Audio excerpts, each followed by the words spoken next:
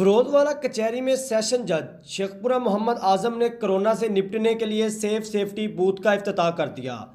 یہ باہر سے آنے والے سائلین اور وکلاء و کلرک کے لیے رکھا گیا ہے۔ انہوں نے احتیاطی تدابیر سے آگاہ کیا اور ان کا کہنا تھا کہ کرونا جیسی وبا سے بچنے کے لیے اس سے لڑنا ہے۔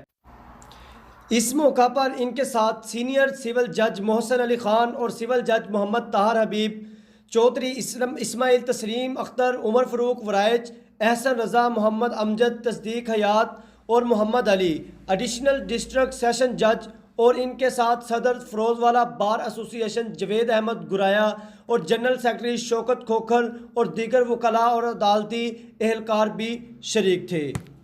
شیخوپورہ نیوز، فروز والا۔